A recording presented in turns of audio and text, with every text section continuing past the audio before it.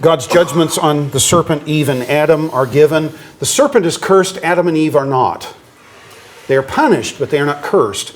If blessing is conferring fullness of life, what would curse be? Potentially, the serpent is not destroyed, so he takes away the fullness of life. Do you follow this?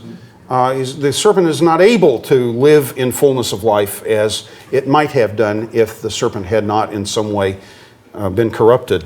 For Adam, the ground is cursed.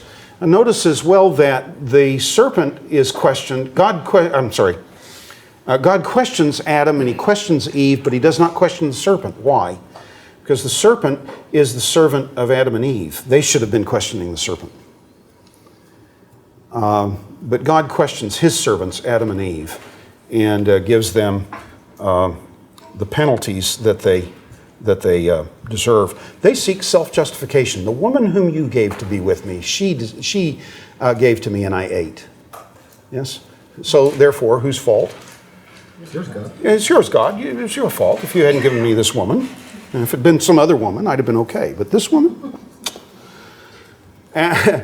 Eve says, the serpent deceived me and I ate. In Hebrew, Adam's statement has 10 words in it. 9 of them are self-justifying.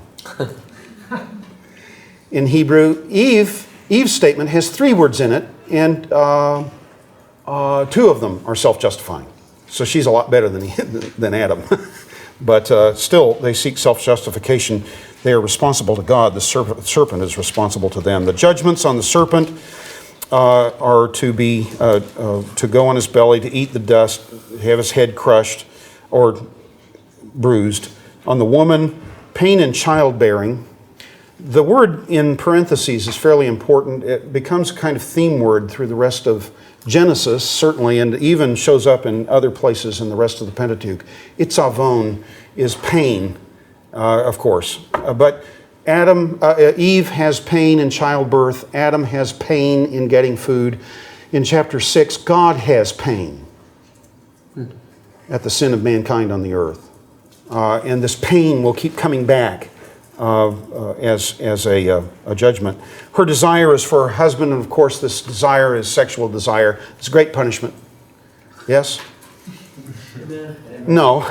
The word teshukah in Hebrew occurs 2 other times that are significant. One is Song of Solomon 7:11, where it does refer to sexual desire, and Genesis 4:7.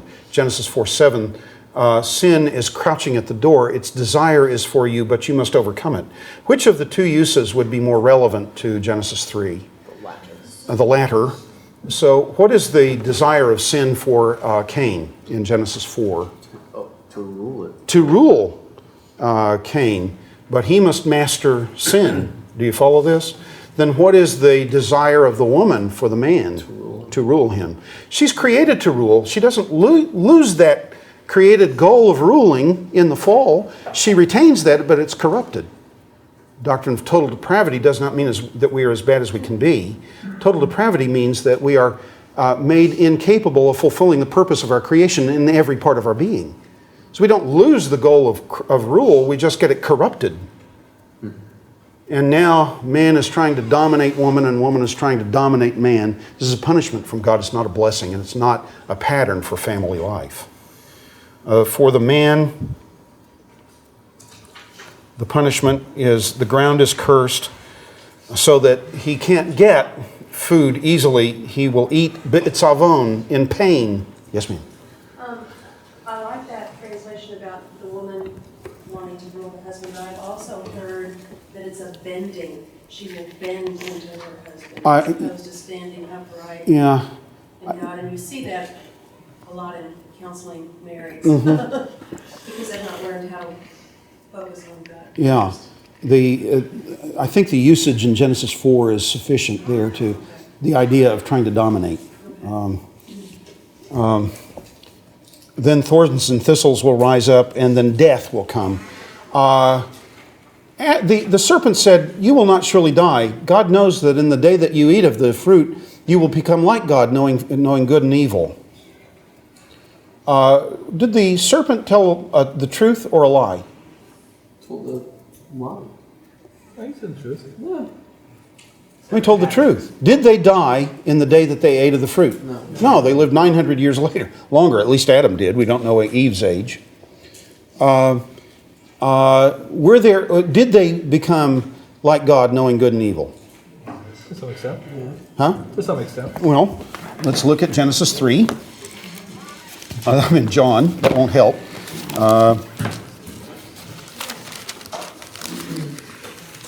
Genesis 3, verse 22. Genesis 3:22. And the Lord God said, now that the man has become like one of us, knowing good and evil. Has he become like God, knowing good and evil? Yeah. But you see, the servant told the truth in the service of a lie. Because he held out knowing good and evil as a benefit that was withheld from them by God. And there was a way that they could become like God. After all, they should become like God, shouldn't they? Shouldn't they? Isn't it our goal to become like Christ? Then shouldn't they become like God? But not this way. This is not something they can handle. This is not a good that is being withheld. This is a danger that they're being protected from by the commandment. Do you follow this? So God says, they have become like one of us, knowing good and evil. The servant told the truth in the service of a lie. Brothers and sisters, the best lie is the one that has the most truth in it. Yeah, that's for sure. The most dangerous lie is the one that has the most truth in it. It's not how much truth is in the lie, it's how much lie is in the truth that makes it dangerous. Do you follow this? My favorite professor said, a half-truth told as a whole truth is a whole lie. Was Sarah Abram's sister? Yes, he told the truth. Sort of. But he told a half-truth. She was also his wife. To deceive. So here, the serpent has told the truth in the service of a lie, and God told the truth, but didn't carry it out. So he said, in the day that you eat of it, you will surely die. They didn't. So has God told the truth? Well, yes. Let's think about it. What is death? Separation. Separation of the soul from the body, right? Or the spirit, however you want to conceive of that immaterial part of man. But you see, their spirit and bodies were not separated. On the other hand, there was a separation between Adam and Eve. Now they recognize that they're naked. And they clothe themselves. There's a separation between them and God. When God comes in the garden in the cool of the day, they hide from God. There is a psychic separation. They won't take responsibility for their own actions. There is a separation within the psyche of each of the persons, because the woman must now dread childbirth. One of the things that most expresses her role in the image. Yes? Yes, one of the most distinctive elements in her role in the image is childbearing, and now she dreads that. There's a psychic separation within herself. There's this psychic separation within Adam. There's all kinds of separation going on here. In that God clothed them with skins, what does that suggest? How did he get skins? Sacrifice of animals. Then there is a separation between the man and the animal world. And man will be killing the animals instead of serving them by ruling from now on. Do you follow this? There's all kinds of separation. Yeah, they didn't fall down and get buried. They didn't start to stink immediately that day, but there's all kinds of death at work in this passage. Adam named Eve. Why did he name her Eve? What does Eve mean? Yeah, Chava in Hebrew, Chava means life. Why did he name her Chava, life? Because she would give life to the next. Yeah, she was the mother of all living. So what's that express about Adam? Faith. Yeah, I think so. He has now confidence about the future. The blessing of God is going to be fulfilled. They're going to multiply and fill the earth. So there's hope. Here is Adam expressing his faith. In chapter 4, when Eve names Cain, what does Cain mean?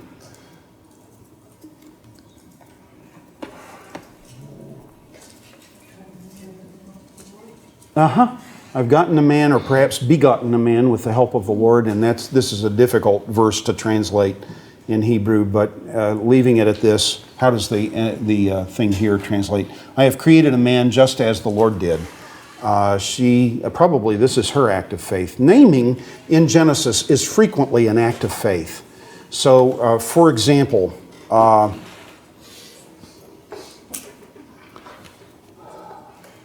Hagar, in the second time she's expelled from the family, she goes out into the wilderness, lays the child down to die. Remember this.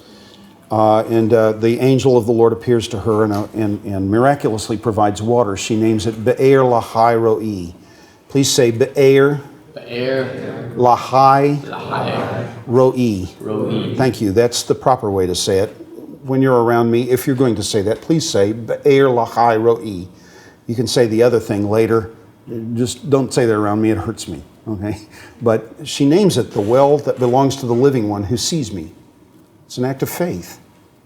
You follow this? Jacob names the place Bethel, house of God. Why? This is faith.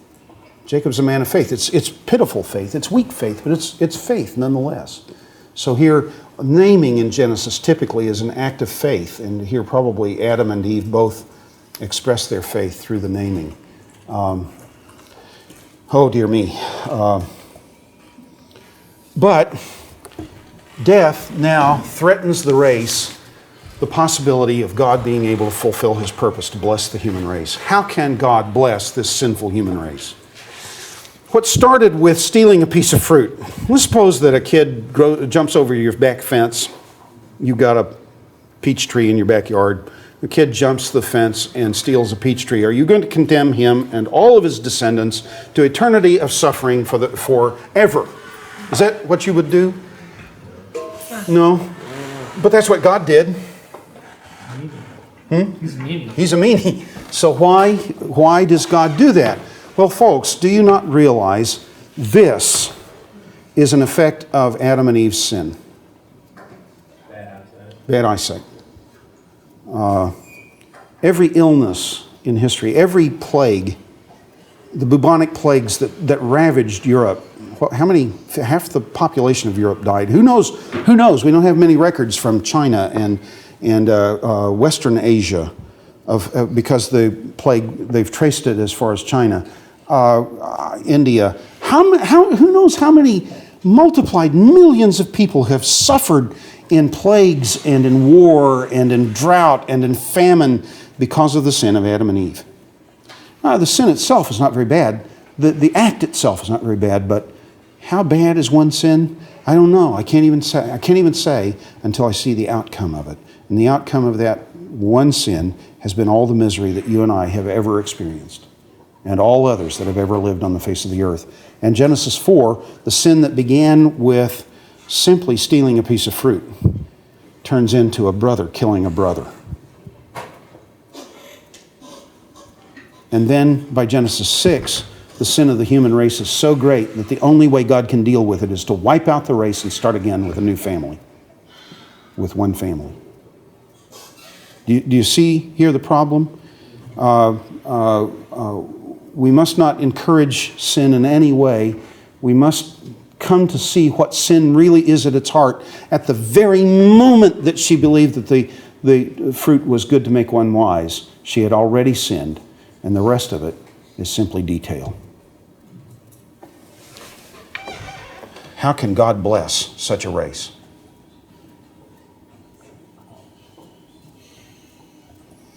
The sequel to the fall is disintegration of the human race. Death is at work. They're clothed. They clothed themselves. They first dressed in fig leaves, yes? Have you ever touched a fig leaf? Oh, it's a creepy, crawly, scratchy kind of leaf. It's a large leaf, but oh my, it is terrible. I can't imagine putting that on my skin. Right? They put that on. That's man's expedient to cover his nakedness, but God covered them in skins. He clothed them, by the way God will clothe the priests subsequently. For the same thing, the skin is what God will give to the priest from every animal sacrifice, including the burnt offering. Naming of Eve, we've talked about. The expulsion from the garden, was that wrath or was it mercy? It was both. It was both. God acts in wrath, but also in mercy. If we leave them as they are and they reach out and take the fruit of the tree and live forever, so he banished them from the garden and guarded the way with one of the cherubim. Mind you, if the garden is a geographical temple, we have the same kind of thing that happens with the people of Israel. But can God now fulfill his plan to bless the race? Our answer is yes. But how in the world can he do it? Chapter 4 to 48, the complication section. Eve's faith, naming her son, murder and breach of family. Look there in Genesis 4. Who is the father of Cain? Who is the mother of Cain? Eve. Who is the father of Abel? Adam. Who is the mother of Abel? Eve. This is not a trick question. What are the chances that they are brothers? Pretty high. Yet, in the story, the text tells us 7 times that they're brothers. Your brother, his brother, my brother. See, it's bad enough that it was a murder, but it's worse. There is breach of family loyalty here. One of the great values, one of the great applicational values of the book of Genesis, one of the things that it values most is loyalty to the family. From almost beginning to the end, loyalty to the family is a crucial issue. Certainly all the way through Genesis 50, you're still dealing with the concept of family loyalty. When Jacob dies, his brothers come to him and say, Joseph's brothers come and they say, please don't kill us. Dad said, forgive them, please forgive them. And Joseph broke it down in tears. Don't you understand? Am I in the place of God? God sent me here to keep you alive. You did it for evil. God meant it for good. You remember this?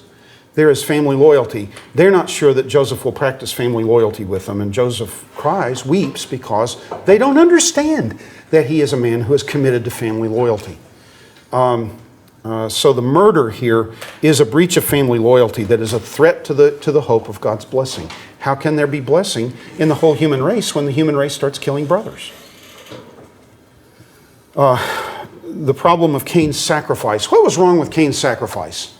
What do we often hear in church? Bloodless.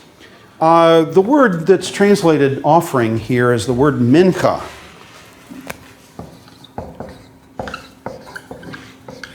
Mincha, that should be a long mark.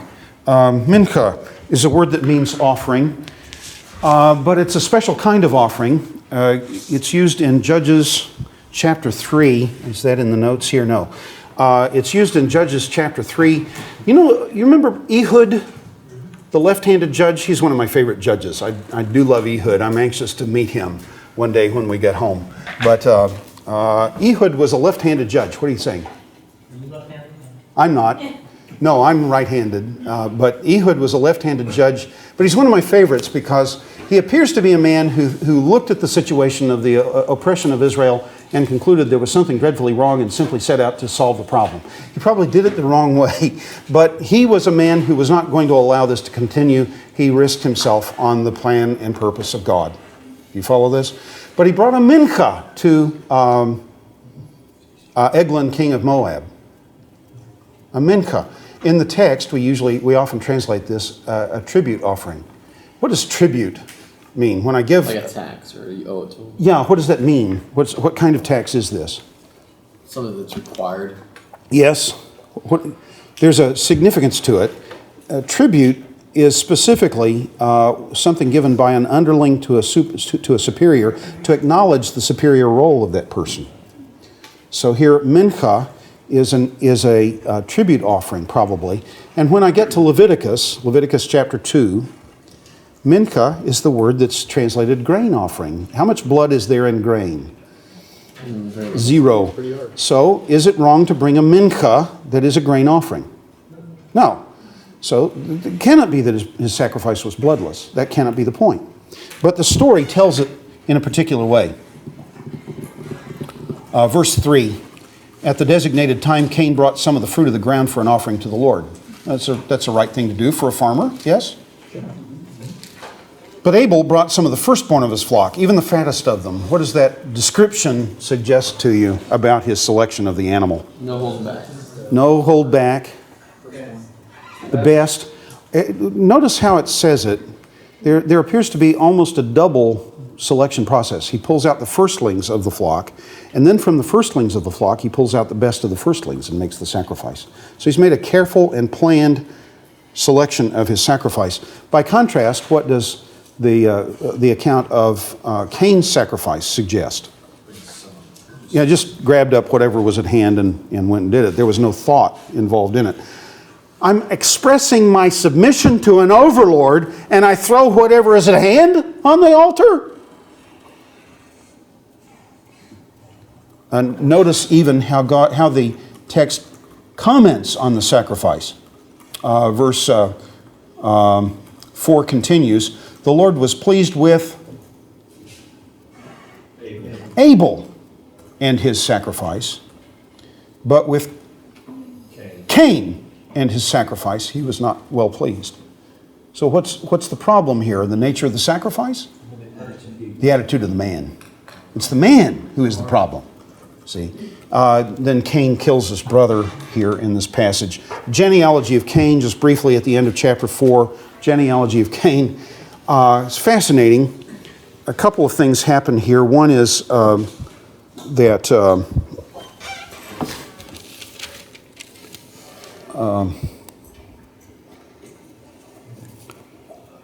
Lamech speaks. The second thing that happens is that Cain, being banished from the presence of the Lord, going out to become a wanderer in the earth, establishes cities. And in the cities, you have the beginnings of the crafts and guilds. Yes? Mm-hmm. When I turn to chapter 5 and the genealogy of chapter 5, again, I will have Lamech speak, but a different Lamech.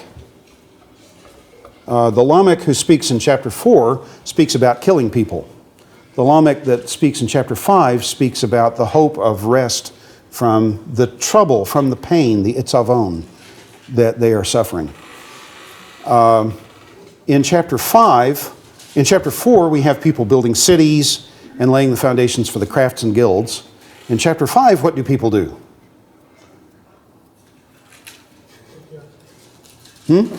Sons and daughters.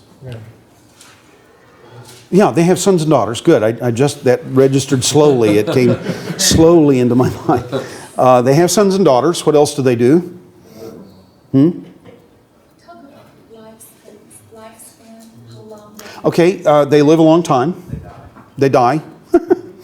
What are they accomplishing in the world? Doing a lot of work. Doing a lot. Well, do we have any work that they do in the passage? Well, it says that that's what Lamech says.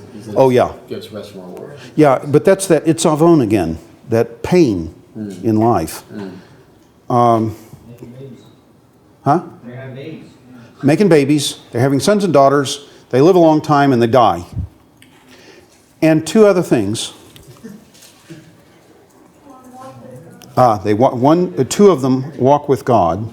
Enoch and Noah. We don't know that yet about Noah. We're going to find that out shortly about Noah, but he walks with God. And walking with God is what keeps you from the judgment on the human race. Which is the more significant historically, the line of Cain or the line of Seth?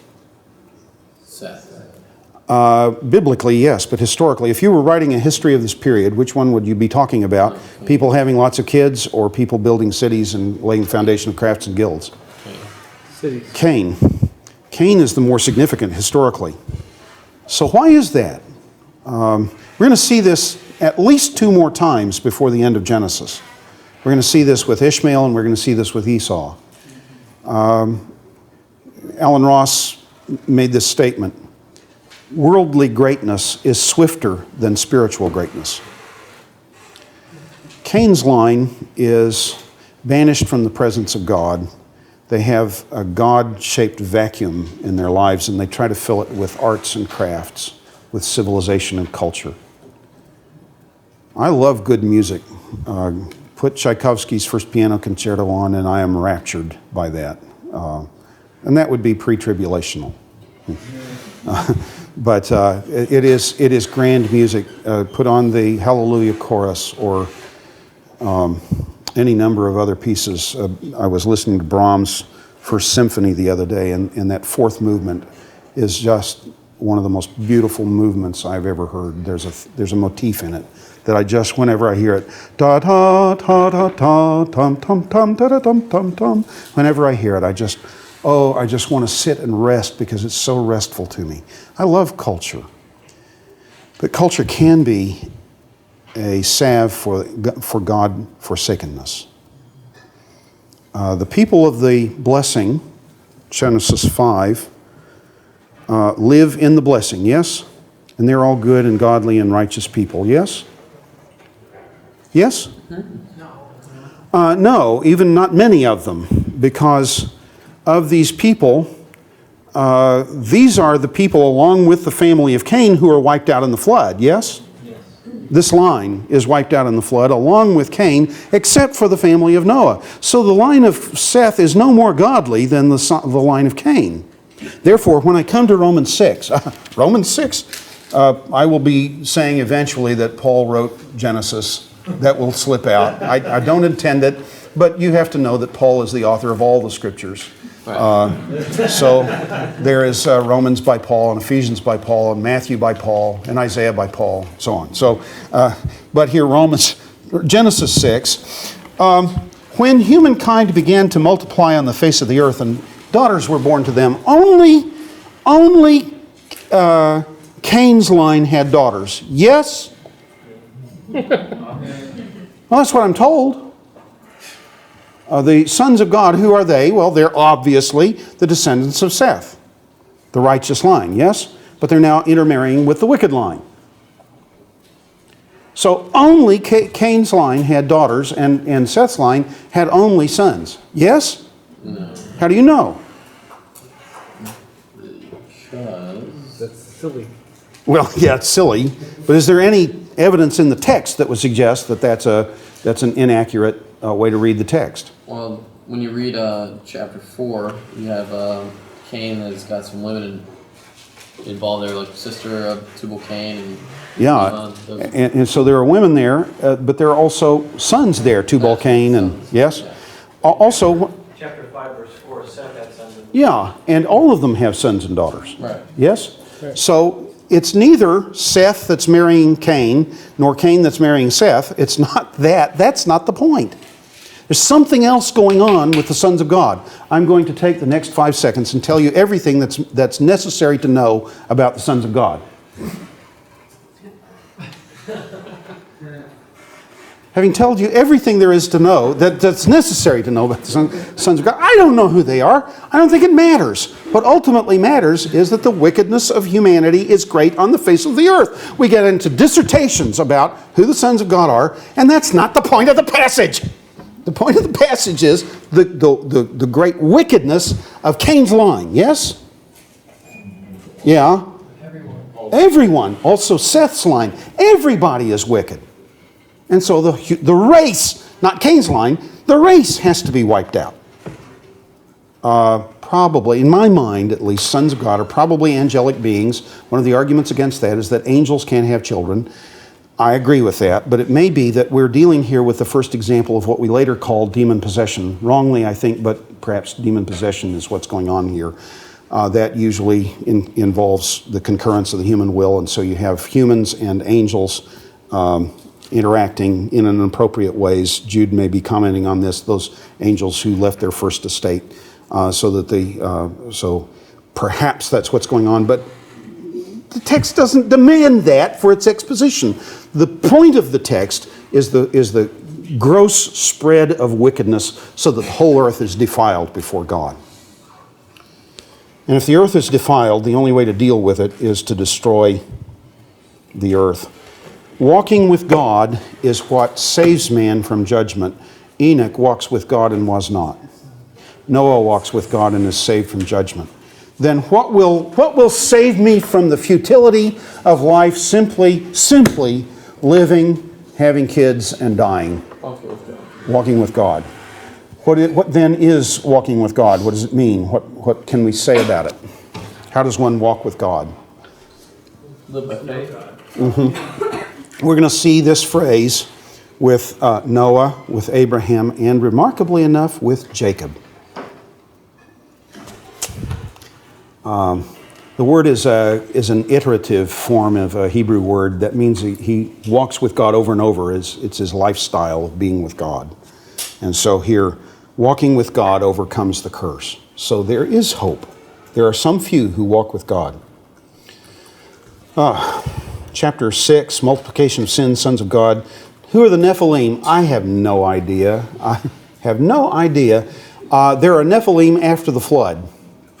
But the Nephilim cannot possibly have survived the flood.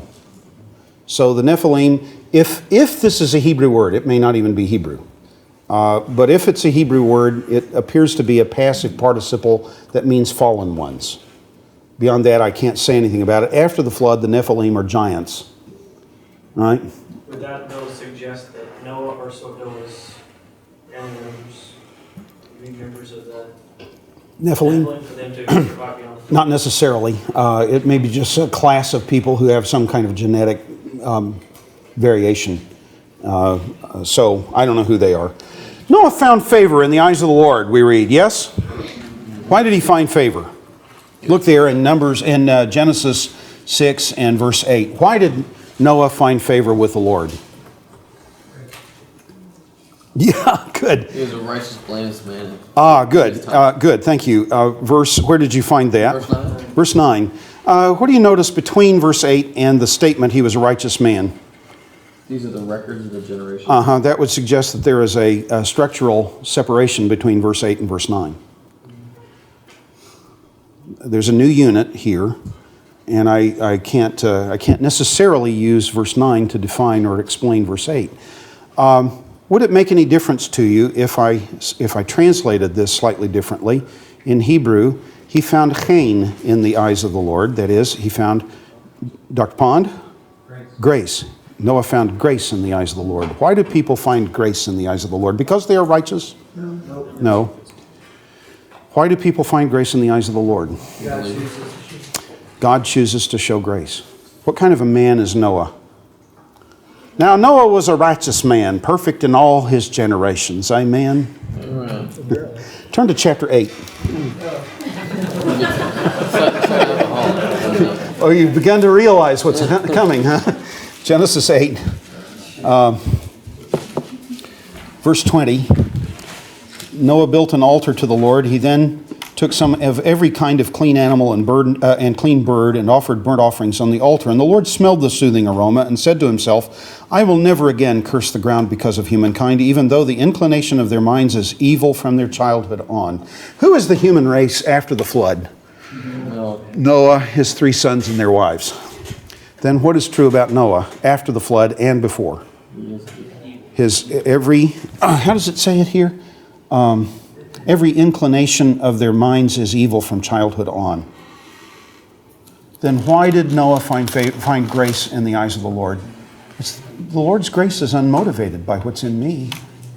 God intends to bless the human race, and He cannot allow sin to prohibit the fulfillment of His plan. So He chooses one man to save with his family, and through them, grace will come again to the earth. So Noah is a man who walks with God, and ultimately we can say from what we know that his walking with God is the nature of his righteousness. He's a wicked man who is righteous by faith. Does that sound familiar? Sure. Yeah, Romans. Folks, the way Sailhammer develops the Pentateuch allows Romans to be logically continuous with the Pentateuch. This is one of the reasons I believe Sailhammer's approach is right. It creates no tensions between the Pentateuch and Romans. I'm not trying to read Romans back into the Pentateuch. What I'm trying to do is see the Pentateuch in a way that allows Paul to be right. Turn to Romans 10. How are we doing on time? Okay. In Romans 10, Paul wants to make his final argument that righteousness is by faith and not by works of law.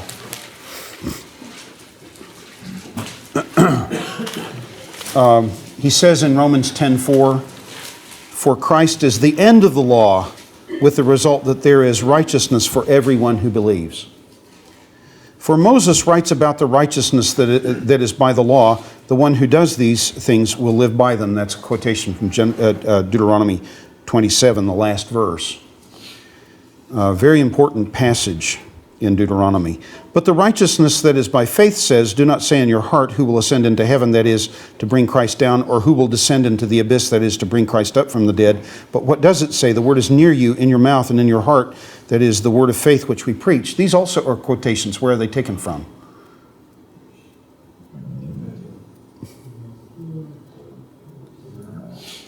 Deuteronomy. Paul quotes Deuteronomy for righteousness by law, and he quotes Deuteronomy for righteousness by faith. Was Paul right or wrong? I don't think both. There are those who say that Paul did misapply Old Testament passages. I'm not of that camp. I believe that Paul understood the Old Testament far better than we do, and we do best to follow his lead, not to reinterpret the Old Testament, but to see it in its own contextual sense. And I think Sailhammer most allows me to do this, and this approach to the Pentateuch. This is from Deuteronomy 30. Turn to Deuteronomy 30.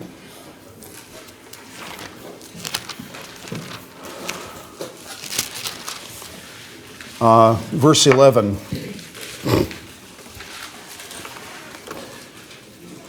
Verse 11 reproduces pretty accurately the Hebrew text here. This commandment I am giving you today. Which commandment is he talking about? Without prejudging it, there are two possibilities. The word, the expression, this commandment may be a true singular, so that there's one specific commandment that Moses has in mind, or it can be a collective. Hebrew is very much more flexible in its use of singular and plural than English is, so that a singular can be a genuine plural. And so it may be simply a collective for all the commandments, and I can't tell except by reviewing the context and trying to see what the context is doing. This commandment I am giving you today is not too difficult for you, for it is not, nor is it too remote. It's not in heaven, as though one must say, who will go up to heaven to get it for us and proclaim it to us so that we may obey it. And of course you see the language in Romans 10 there. Verse 13, and it's not across the sea, as though one must say, who will cross over to the other side of the sea and get it for us and proclaim it to us so that we may obey it. For the thing is very near you, it's in your mouth and in your mind, so that you can do it. Well, what is this commandment? Is it the whole body of commandments in Deuteronomy 5 through 27, 26, or is it one single commandment? Verse 15, look, I have set before you. See, most of the time, as far as I understand the quotations of the Old Testament, the quotations are markers to a context. And my task as a student of the New Testament is not simply to come back to Deuteronomy 30 and say, well, sure enough, it was quoted from there, and then go back to Romans 10 and go on. My task is to go back and understand the Old Testament context as carefully as I can to see the logic that the New Testament writer was using, how he understood the text. I have found only a few quotations where I think I have awful time explaining the logic of the text. One of them is Hebrews chapter 1, where he quotes from Psalm 102. I can't explain 102. That one I have a little bit of trouble with trying to figure it out. I have an expedient explanation, but I don't have a good sound one. Here I think I have a good sound one. Let's look at the context, verse 15. Look, I have set before you today life and prosperity on the one hand and death and disaster on the other. What am I commanding you today? What is he commanding them today? To love the Lord your God. It really is just one commandment. The great commandment. You see, you asked earlier, what's the difference between obedience and faith? I can keep all the commandments and not love God. And it doesn't matter. Because if I don't love God with all my heart, soul, and strength, keeping all the commandments will be of no use to me. I can love God with all my heart, soul, and strength, and keeping the commandments doesn't matter. I'm not suggesting here that people who are specifically, determinedly disobedient are acceptable in God's sight. I am suggesting to you that loving God with all one's heart, with all one's soul, and with all one's strength is all that really matters. When you love, you change the way you behave. You act differently, not always better, but always differently. And that love relationship always turns to the glory of God, the glory of the one loved, the good of the one loved. Am I on track here? then, brothers and sisters, note here the order of ideas in verse 16. What I am commanding you today is to love the Lord your God, to walk in his ways. The Net Bible has a comma between the two phrases, to love the Lord your God, to walk in his ways. That suggests that they might be parallel. I'm commanding you to love God and to walk in his ways. There may be another relationship. I might omit the comma. Since there are no punctuations in the Hebrew text, I might omit the comma and simply say, to love the Lord your God so that you will walk in all his ways. And ultimately, those who love God do things that are pleasing in his sight. Does that make sense? Mm-hmm. You know, when you get into a circumstance where it's hard to obey, ultimately the issue is not whether you have finally obeyed or not. The issue is, do you really trust God in the matter of obedience? If you don't, you won't obey. If you do, you will. Does that make sense to you? That works, except in elders' meetings and business meetings at church. Well, Pastor, that's good theology, but we have to live in the real world. The real world is the world defined by God, not by business. That's American. That's not Christian. Are you with me? All right. Back to Genesis chapter 6. Ultimately, the point here in chapter 6, the favor that Noah finds with God comes from the fact that he's a man who walks with God. Just a few more comments, and I think we can move past the flood narrative. A few comments here. First, the lessons of the flood. First, it shows the extent God will go to bring holiness on the earth and rest. He will wipe out the human race if necessary to bring holiness and rest on the earth. Second, holiness is the object for which God will sacrifice everything else. Brothers and sisters, God's goal for your life is not to make you happy and not to make you successful. Certainly not to make you comfortable. God's purpose in your life is to make you like Christ. I know the will of God for you. It is to be like Christ. It is not to be in a place or in a particular ministry. It is to be like Christ. And if where you are becoming like Christ, you are in the right place. If what you're doing, you're becoming like Christ, you're in the right place. He will sacrifice anything, everything, for holiness. Third, this is from Ross in Bible Knowledge Commentary. Third, God is a judge who makes distinctions. He makes distinctions between clean and unclean animals. He makes distinctions between Noah and his entire generation. I never thought of this until one day I was speaking in class, and it occurred to me, how many people stood outside the ark pounding on it, please take my baby, at least take my baby. But God is a God who makes distinctions. In the flood, there is provision and warning for the recipients of grace. There's provision for the recipients of grace, but there's also warning. The race may be wiped out again. Will be wiped out again, yes? With only the remnant saved. And then, fifth, Israel will go through the sea to a new life of worship and a new covenant. Just as Noah goes through the sea in a new life of worship in a new covenant, that's a covenant with God, Genesis 9, yes? And he worships, Genesis 8. So Israel recapitulates the pattern of Noah's life. It also teaches us God's deadly anger over sin. It's remarkable that there are two events that have demonstrated God's commitment to holiness and his commitment to bless the whole human race. Those two events, one of them is remembered by people worldwide, the other is forgotten by people worldwide. The one that's remembered is the flood, but the reason for the flood is forgotten. The other that's forgotten is the cross. Brothers and sisters, if God will slaughter his own son to make you like Christ, what will he withhold from you to make you like Christ? You can choose to engage in risk, but you don't have the choice of how much risk you're going to face when you choose to undertake it.